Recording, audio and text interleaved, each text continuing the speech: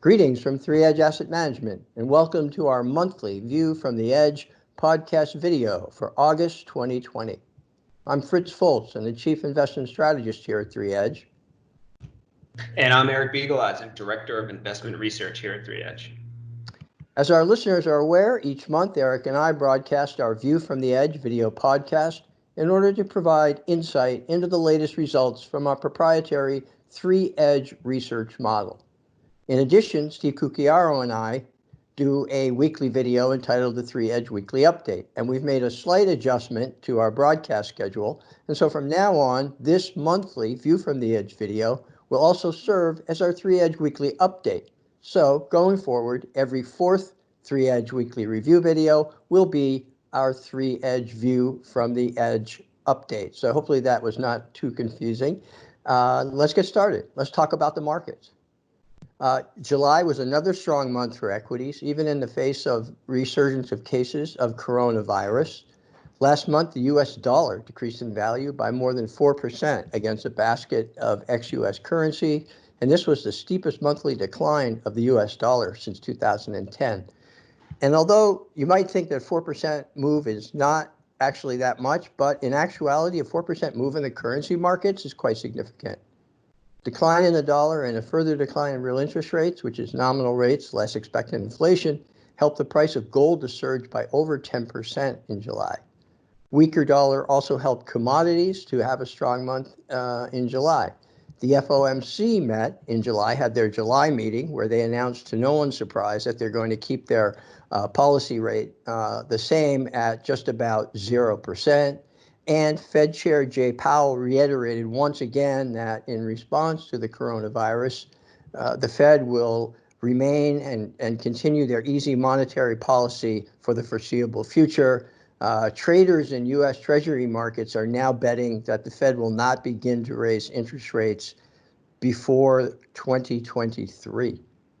Fed Chair Powell in his news conference after the FOMC meeting also insisted, as he has in the past, that the Fed can only do so much and that there's a need for fiscal stimulus, i.e. the government, to get involved. And on that note, investors keeping a close eye on the negotiations in Washington as Congress and the White House negotiate the next round of coronavirus relief in order to keep the U.S. economy afloat during the pandemic. And lastly, during the month of July, the Commerce Department reported that GDP in the U.S. declined by 9.5% in the second quarter. That was the worst three-month period of economic performance on record. So, amazingly, I think, in some respects, markets continue to grind higher, but there's still a significant amount of uncertainty in terms of the way forward for both the economy and the capital markets. And so, thankfully, we have Eric Biegeleisen here, Director of Investment Research at 3Edge, to help us sort all of this out. So Eric, let's discuss the major asset classes that represent our highest level view of our investment universe and what may have changed in our model outlook since early July. And maybe we can just talk about, first begin with the equity markets. Yeah, great, Fritz. Equities, as you said, enjoyed a strong month of performance in July.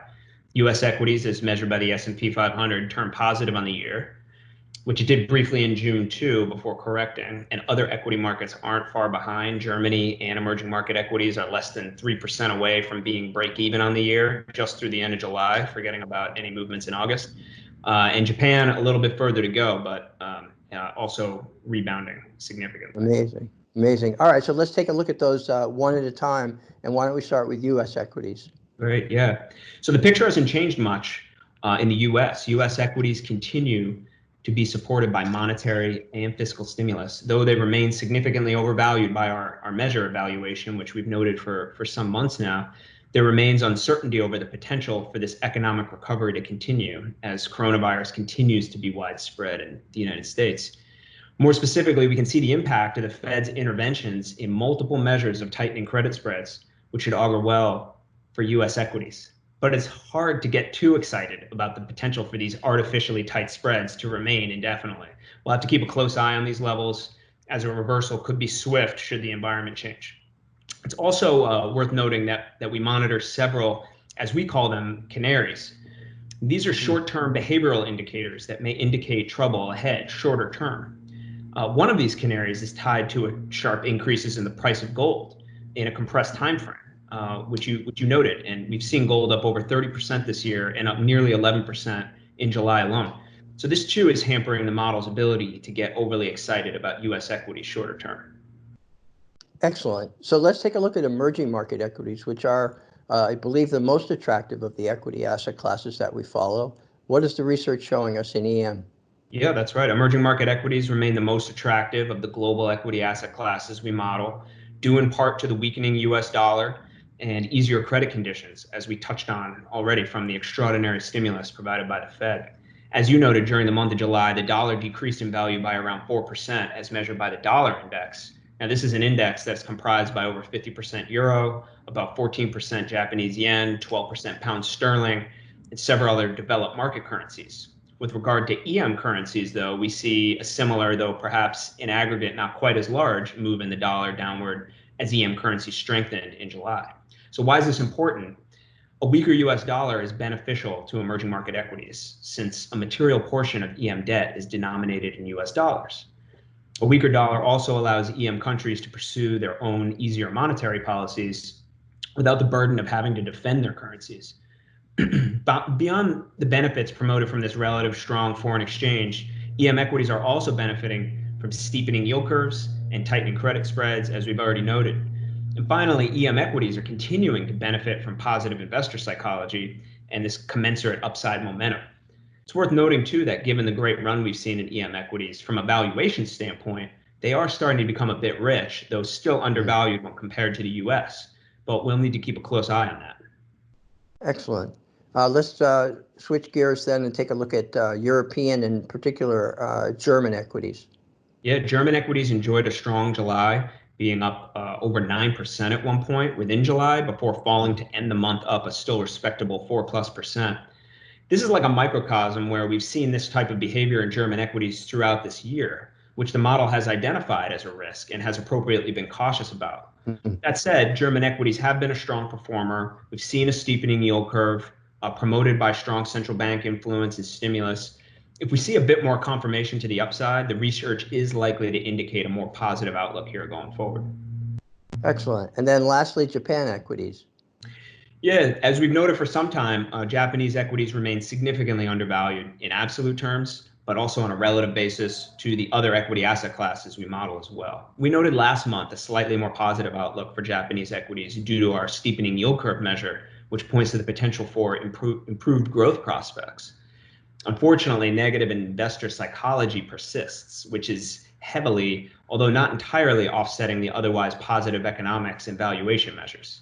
As is the case with the other equities, we'll be keeping a close eye on the Japanese equity behavioral side of the model to look for confirmation on a potential for stronger upside here. Excellent. Great. So that covers the equities. And now let's switch from stocks to bonds.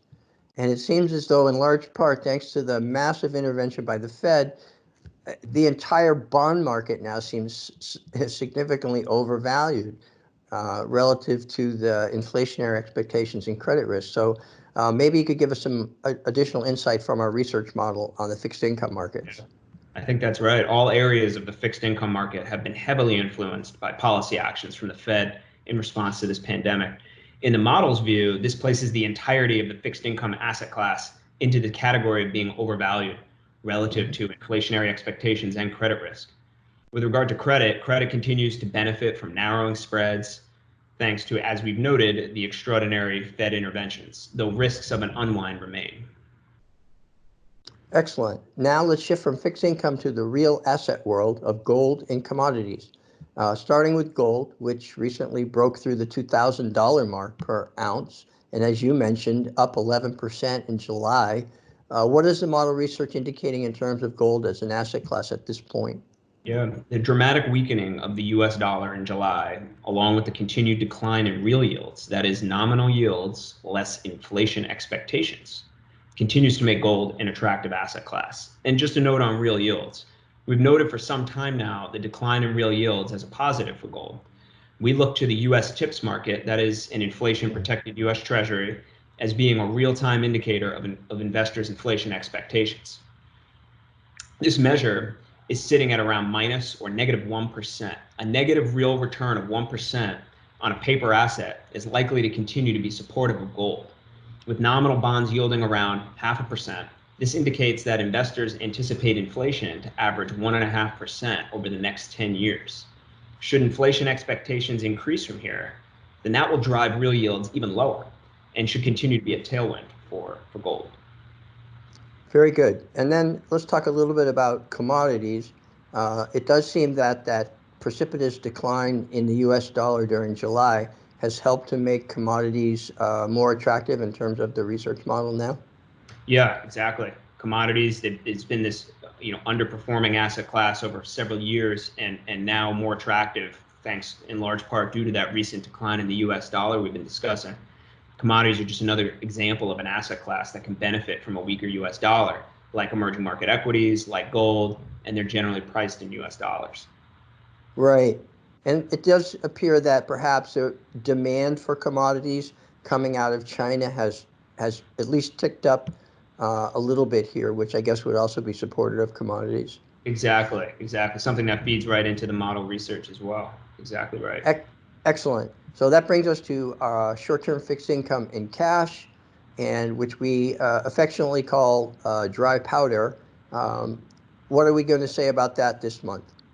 Yeah, we've noted for some time that short-term fixed income and cash serve as dry powder to reinvest in assets, and we've done just that over time. Clients generally hold much less cash now than they have in quite some time. As we've mentioned, should things reverse course, that is, if risk becomes heightened, as indicated through our model research, we'll have no problem building up cash allocations again if there are risks of drawdowns being present. Excellent. All right, great. Thanks, Eric. Thanks for getting us caught up in terms of our outlook for the major asset classes that we follow. And now, as we do each month, I'm going to ask Eric for his 3 most important takeaways from today's View from the Edge video podcast. So, Eric, what do you have for us this month? Sure. Number 1, equities generally, but more specifically, emerging market equities are our most favored asset class currently due to the weakening US dollar. 2, gold continues to have a positive outlook as real yields continue to decline. And 3, commodities are a deeply undervalued asset class, and the catalyst we've been waiting to see for reinvestment has arrived. Excellent. Very good. So that will do it for Eric and me here at 3 Edge Asset Management. We will be back once again in early September with another edition of the View from the Edge video podcast. And meanwhile, Steve Cucchiaro and I will be back at the conclusion of next week with our latest edition of the 3 Edge Weekly Review video. As a reminder, all of our videos are available on our YouTube channel. Please feel free to subscribe to that channel and to share our videos if you think someone you know could be interested. So that will do it from here. From everyone at 3 Edge Asset Management, we implore you to stay safe, stay strong, and keep the faith. And Eric, thanks for your time today. My pleasure. Thank you. Thanks for listening.